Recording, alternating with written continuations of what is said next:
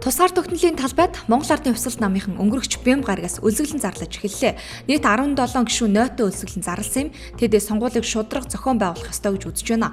Үлсгэлэнг Монгол Ардын хувьсгалт намын дарга энх баяр, улсын хурлын гишүүн Баасанхүү, Монгол Ардын хувьсгалт намын ерөнхий нарийн бичгийн дарга Сүхбаатар нарын 17 гишүүн зарласан юм а. Ардчилсан намын нэр бүхий гишүүдээ Бермудын арлын офшорт данс нээлхэн их хэмжээний доллар байршуулсан ил болсон дүүлэн өнгөрсөн 7 хоногийн даваа гарагаас эхлэн цацагдсан. Ил дүүлэнд нэр холбогдсон улсын хурлын гишүүн эрчим хүчний сайд зөрөгт энэ талаар надад ямар ч офшор данс байхгүй. Энэ бол цэвэр гүтгэлэг. Сүүлийн үед офшор данстай болгох, офшор данстай хүнийг үйл бүтэх хүн болгож харагдуулах хандлага дэлгэрлээ. Тэгээд офшор гэсэн нэр хаяг зүүж тодорхой хүнийг харлуулах зорилгоор энэ ажлыг зохион байгуулалтаа хийж байна гэж харж байна. Дахиад хэлье, надад ямар офшор данс байхгүй гэж мэдээлжээ.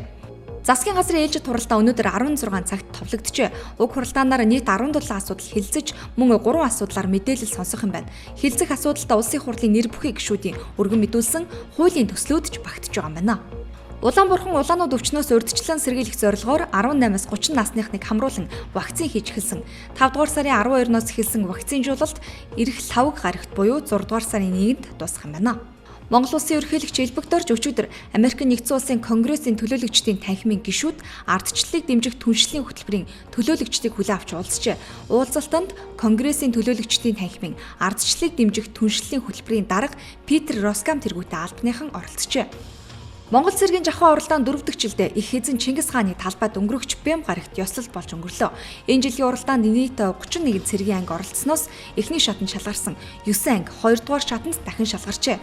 Үүндээ зэвсэгт хүчний 350, ТИГ 84, ТИГ 17, 150, 119, ТИГ 29, хилийн ТИГ 164, ТИГ 252, онцгой байдлын аврах тусгай анги шалгарч үзүүлэх тоглолт болон шагнал гардуулах ёслолын ажиллагаанд оролцсон байна.